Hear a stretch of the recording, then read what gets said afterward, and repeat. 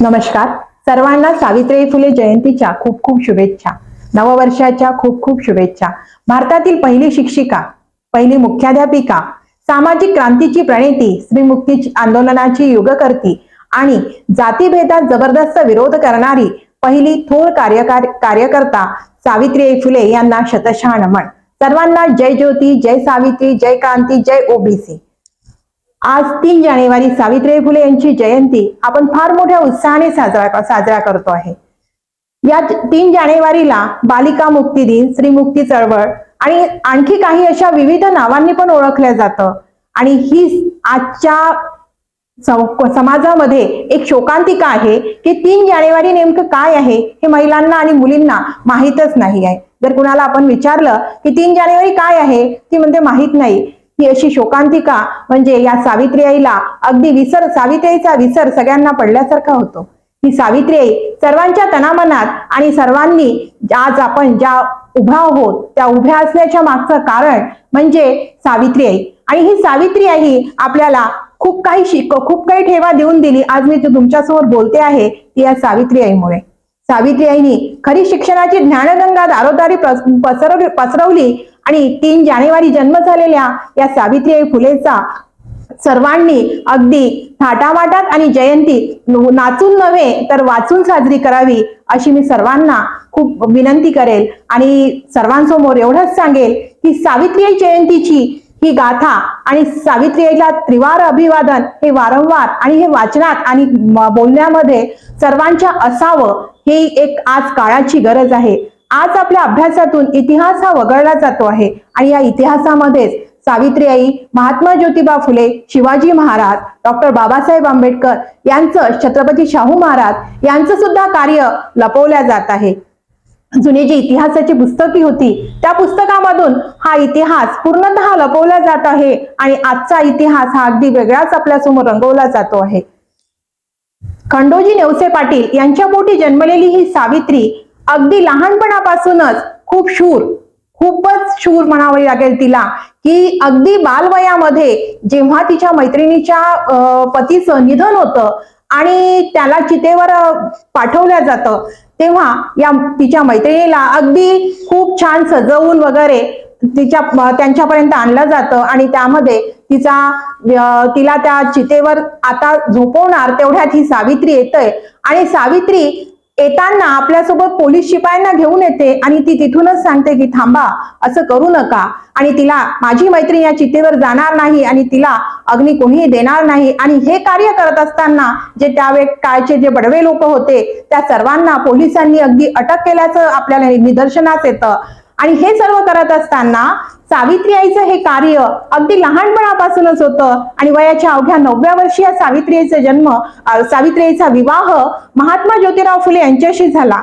आणि या सावित्रीबाईंच्या विचाराला पुन्हा अजून एक चालना मिळाली की महात्मा ज्योतिराव फुले यांनी सावित्रीबाईला शिक्षणाचं दार उघडे करून दिल्यासारखं झालं. अगदी जी सावित्री ख्रिश्चनांनी दिलेलं पुस्तक चोरून लपून वाचायची पण तिला ते वाचता येत नव्हतं, पण ते पुस्तक ती तिच्या पेटीमध्ये ठेवायची आणि लग्न झाल्यानंतर सुद्धा ती पुस्तक तिने आणलं आणि हे वाचत असताना ज्योतिबांच्या लक्षात आलं की हिला वाचता येत नाही पण ही यातले चित्र बघते आहे.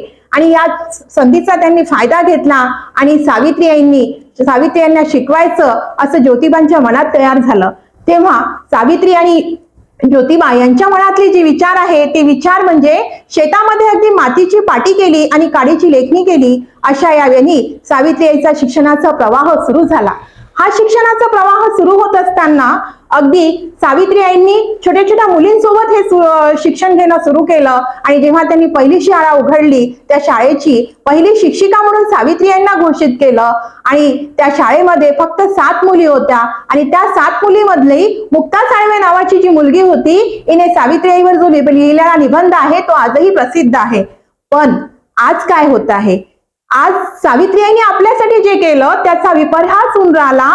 आणि त्या विपर्यासमध्ये सावित्रीबाईंनी केलेल्या सर्व आपल्याला ज्या छान छान गोष्टी सांगितलेल्या आहेत, छान छान नियम लावून दिले, त्याला जोड म्हणून डॉक्टर बाबासाहेब आंबेडकरांनी जे कायदे स्त्रियांबरोबर केलेले आहे त्या सर्व कायद्यांवर आज मूळमाती टाकण्याचं कार्य होऊन राहिलं. आज आपल्याला पुन्हा मनुस्मृतीच्या वाटेवर नेण्याचं स्वप्न ही सगळी आजची पिढी या सर्व याच्यावर चाललेली आहे. आणि हे सर्व करत असताना ही स्त्री आज सक्षम झाली आहे, तिचं सक्षमीकरण झालेलं आहे, शिक्षित झालेली आहे. हे म्हणत असताना कुठेतरी वाईट वाटतं की खरंच स्त्री ही सक्षम झालेली नाही. आजही बलात्काराच्या घटना त्याच प्रमाणामध्ये स्त्रियांवर होऊन राहिल्या. अगदी 2 वर्षाच्या चिमुकलीपासून ते 65 वर्षाच्या म्हातारीपर्यंत या घटना होऊन राहिल्या.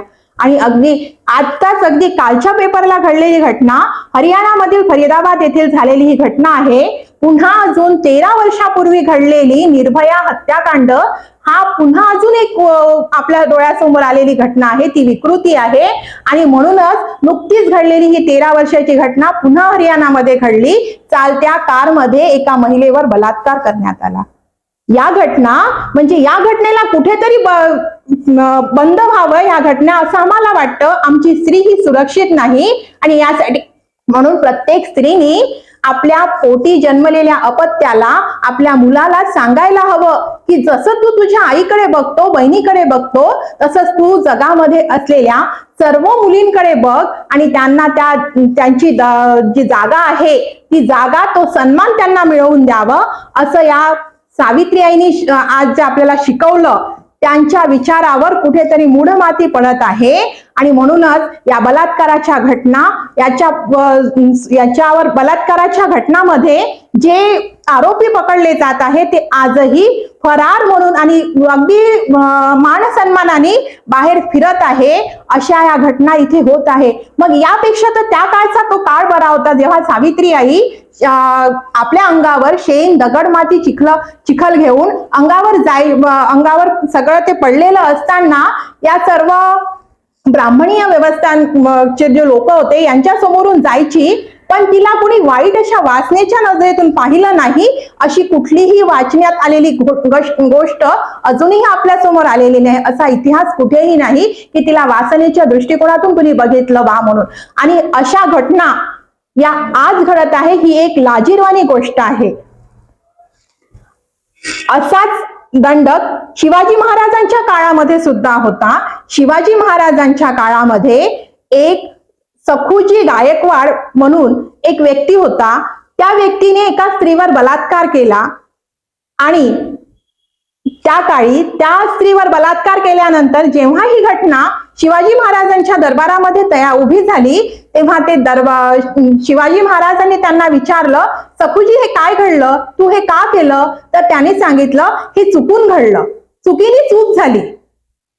दरबारामध्ये जे शिवाजी राजाचे शिपाई होते त्यांना सांगितलं, या सखुजीला गडावर घेऊन जा. गडावर घेऊन गेल्यानंतर त्याचा कडेलोट करा आणि कडेलोट केल्यानंतर जर खाली जाऊन त्याच्या कानामध्ये सांगा, जर तो जिवंत असला तर त्याच्या कानात सांगा की चुकीने चूक झाली आणि म्हणून तुझा कडेलोट करण्यात आला. म्हणजे अशा प्रकारच्या शिक्षा या बलात्काऱ्यांना आपण आज द्यायला हव्या. आणि म्हणूनच यांचं हे फोपावतं आहे की या घटना वारंवार घडत आहे. आजची स्त्री ही देवाला पडलेलं एक सुंदर स्वप्न आहे. आपली जी स्त्री आहे या सन्मानाने जगत आहे, ही स्त्री देवाला पडलेलं एक सुंदर स्वप्न आहे. स्त्री मानवी मनातील एक सुंदर चित्र आहे. स्त्री मानवी मनातील एक सुंदर चित्र आहे. स्त्री पत्नीतलं एक वेगळं रूप आहे. स्त्री प्रेम वात्सल्याचं आईचं रूप आहे. स्त्री न सुटणारं कोडं आहे. स्त्री हे न सुटणारं कोडं आहे. आडवं सोडवावं किंवा उभं सोडवावं तरी ते कोरच आहे आणि ते कोरच आहे, अशी ही स्त्री.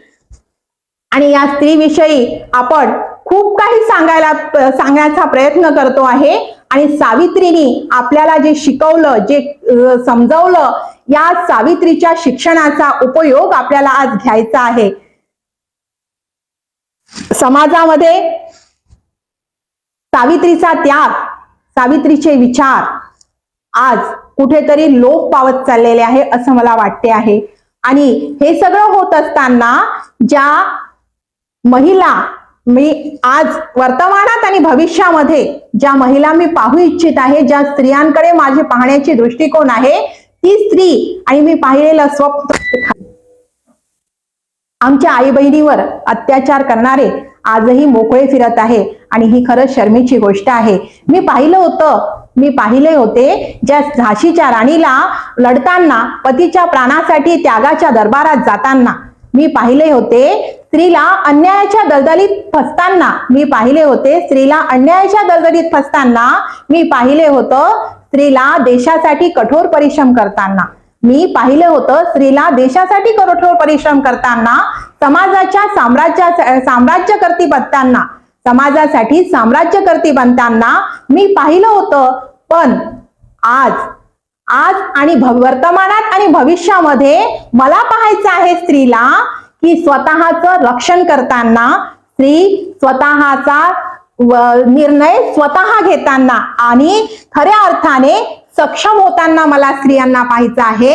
पण आजची स्त्री खरंच सक्षम नाही. ती आजही पतीच्या वर्चस्वात, भावाच्या वर्चस्वात, वडिलांच्या वर्चस्वात ती आजही आहे. पण मला या स्त्रीला खरंच सक्षम होताना पाहिजे आहे. आणि या 3 जानेवारीच्या या सावित्रीबाई फुले जयंतीच्या अनुषंगाने मी सर्व स्त्री जातीला